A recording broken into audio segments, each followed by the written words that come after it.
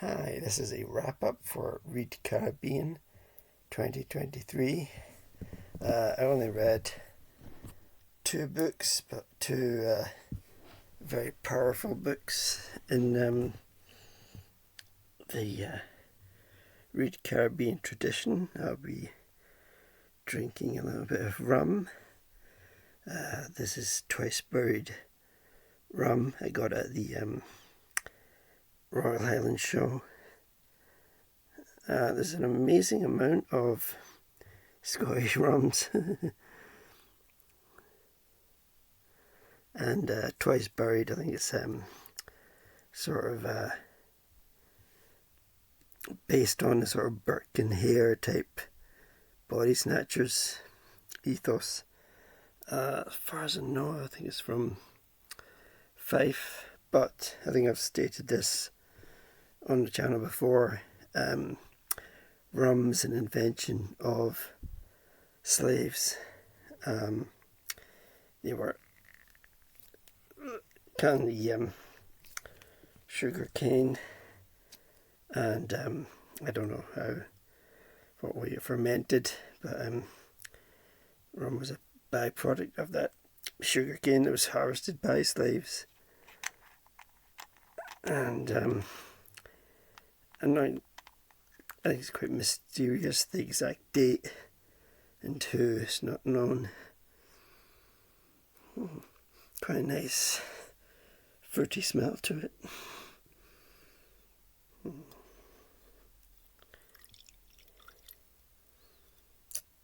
That should be enough. Quite a nice miniature, although quite a plain bottle. It's quite cute. I'm going to add a wee bit of water to take the edge off. Oops.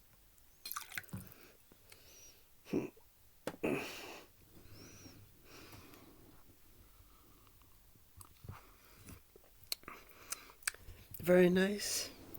A little bit of spice to it. But I'm going to start with the lighter in the first book of the two books that I read. The Bounty by Derek Walcott. And Derek Walcott is from St. Lucia. I can't remember, I think he was a British citizen, I think. I'm not too sure. But he is Nobel Prize winner. A lot of the poems are over my head. Quite a few of the words I didn't know. There's quite a combination of influences. Quite a few poets are mentioned in the poems. John Donne, for example. So it's a collection of a lot of poems, but I don't like the layout of this book. I can't tell where one poem ends and one other poem begins. I thought it was a bit of a mess. They're broken up by the Roman numerals or numbers, but I don't really know exactly how many poems are in this. My favourite was one that was related to summer. Let's see if I can find it.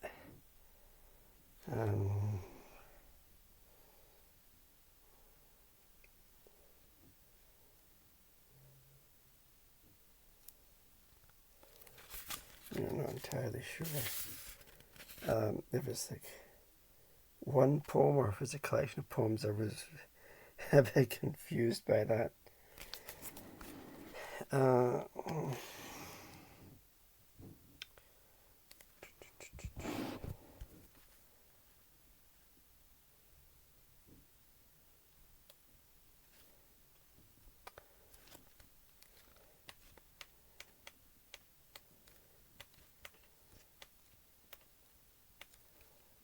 no, they're not epic in scale. They are epic sounding. There's a lot packed in to just one poem. Homecoming. I quite liked. But there's one, there's Relating to Summer. It's got really beautiful imagery.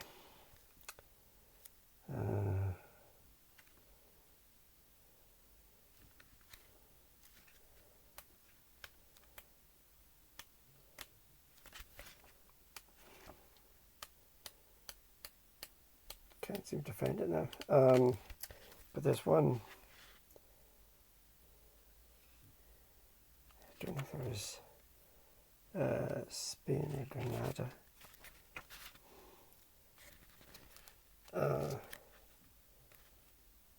Yeah, with Granada by Derek Walcott. Red earth and raw, the olive clumps, olive and silver, and the thud of wind like a cape shaping the car. The tormented olives, smaller than you thought they were, as a sadness not incalculable but measured. In distance, diminishing in the humming coil of the road, widens astonishing Granada. This is how to read Spain backwards, like memory, like Arabic. Mountains and predicted cypresses, confirming that the only tense since the past, where a sin lies that is all of Spain's. It writhes in the olive's trunk, it gapes in the ochre. Echo of a stone hillside, like a well's dry mouth. Lorca. The black olives of his eyes, the bread dipped in its saucer. A man in a torn white shirt, with its wine stains. A black suit and leather soles stumbling on the stones. You cannot stand outside apart from it, and the other ones on the open hill. The staccato of carbine fire, of the dancer's heels, the O of the flamenco singer, and the mouth of the guitar.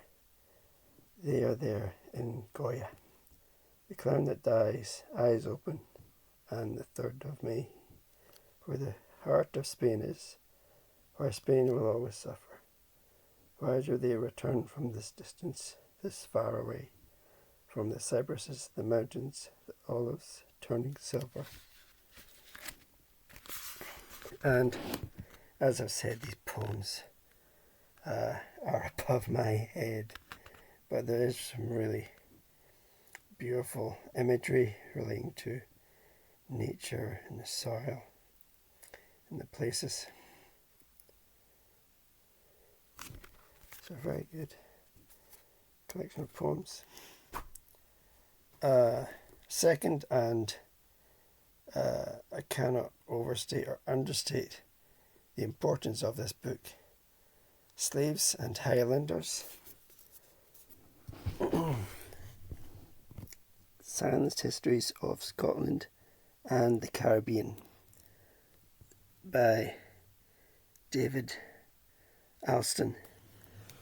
And so obviously this book relates to Scotland and specifically Highlanders' role in slavery. And Scotland did take part in slavery. This is a fact. It's a well documented fact. It's starting to be acknowledged, but it's quite slow steps. Unfortunately, the book is slightly boring. It's very factual. It's often just the documentation really of the slave owner, the name or the family name, the plantation, how many slaves they owned. It's reams and reams of data. It does have some illustrations, very well researched. I don't know how long it would have taken to research. I'll read the back. Scots were involved in every stage of the slave trade, from capturing slaving ships to auctioning captured Africans in the colonies and hunting down those who escaped from bondage. This book focuses on the Scottish Highlanders who engaged in or benefited from these crimes against humanity in the Caribbean islands and Guyana, some reluctantly, but many with enthusiasm and without remorse. Their voices are clearly heard in the archives, while in the same sources their victim stories are silenced, reduced to numbers, and listed as property. David Alston gives voice not only to these Scots, but to enslaved Africans and their descendants, to those who reclaimed their freedom, to free women of colour, to the Black Caribs of St. Vincent, to house servants and to children of mixed race, who found themselves in the increasingly racist society of Britain in the mid-1800s. As Scots recover and grapple with their past, this vital history lays bare the enormous wealth generated in the Highlands by slavery and emancipation compensation schemes. This legacy, entwined with so many of our contemporary institutions, must be reckoned with. Dave Alston was one of the first Scottish historians to address the issue of Scotland's involvement with slavery. As a freelance historian and author, he has dedicated the past 20 years to researching the role of Northern Scots in the slave work plantations of the Caribbean, especially Guyana.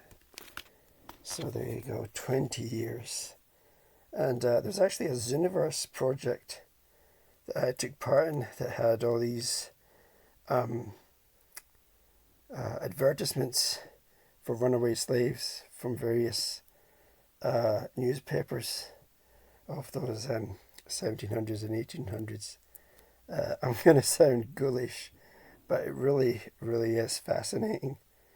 There's so many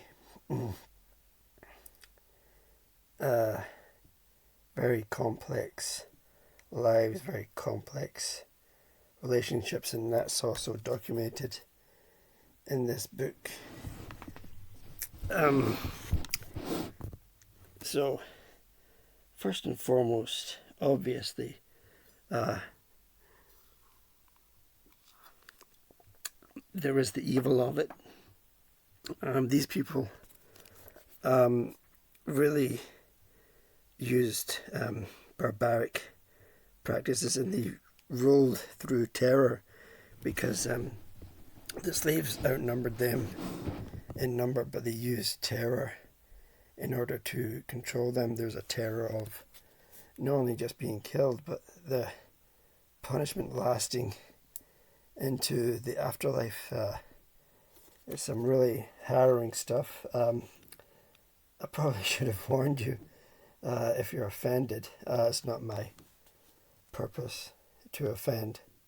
It is difficult, but we do have to acknowledge this history.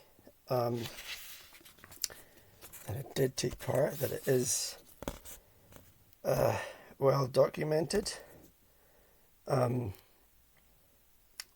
There's actually, Who Do You Think You Are? Yesterday, there's the Von Tuliken brothers who sort of have Dutch ancestry, and one of their Dutch ancestors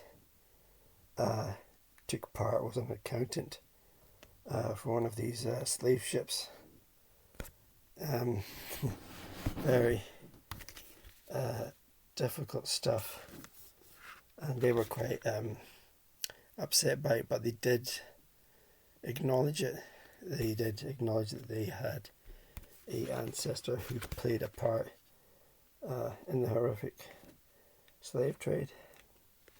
So there's actually quite a bit of Dutch in this. I mean, obviously it's about the Scottish Highlanders. There's a tiny bit about the English. There's a tiny bit about Spain, but it's mostly the Highlanders and their the owners of the plantations, their relationship with some of the slaves who did.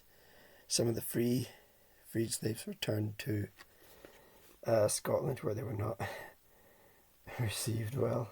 And we have museums since 2020, the Black Lives Matter and George Floyd. They have started to acknowledge slavery and colonialist history.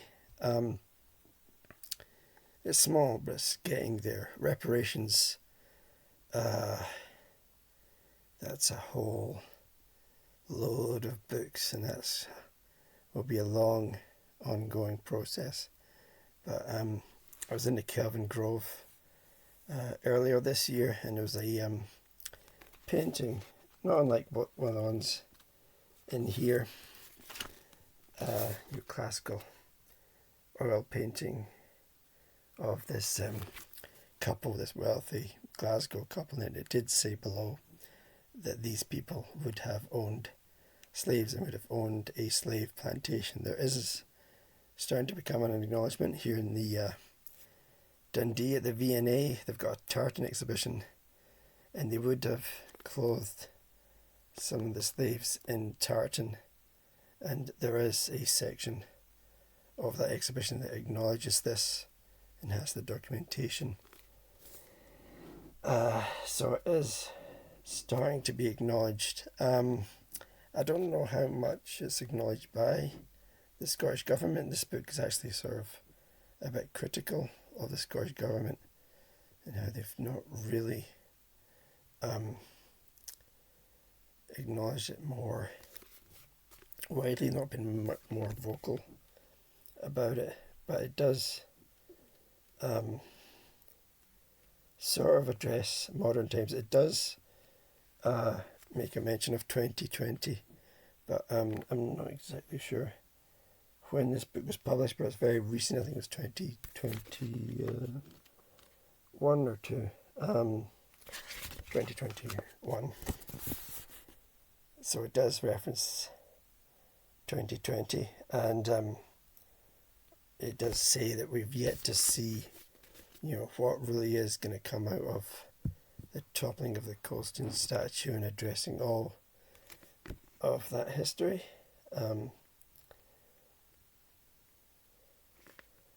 Towards the end, it gets very interesting. There's a mixed race person who took up a sort of rebellious attitude towards the government, and I think was involved in the Peterloo massacre. Was very interesting, and he would have been a freed person, although there would have been certain stipulations and wills in some cases, and it goes into that.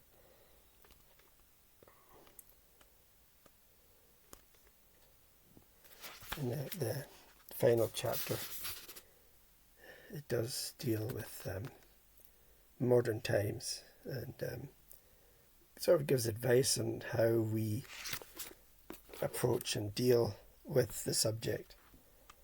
So this is as I said before, I can't overstate or understate the importance of this book.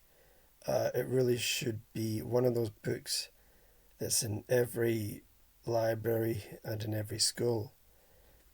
We do have to acknowledge it, and books like this are a very, very good way of acknowledging it. I'll leave a whole bunch of stuff down below.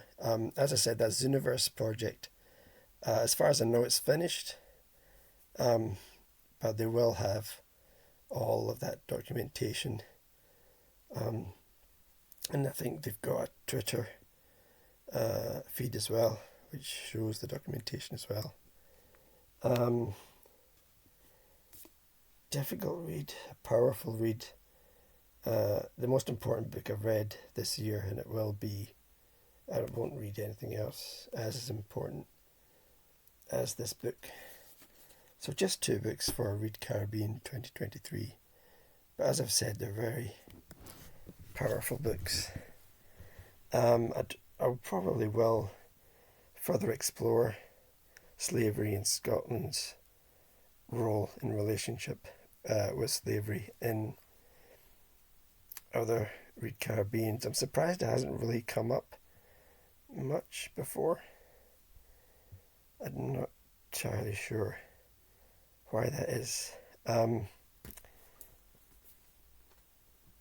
bought this book in Waterstones very recently, so it's a very new book, and there's another book on slavery relating to Jamaica, so hopefully if I see that again, I'll get that for the next Read Caribbean next year. Thanks for watching. Bye.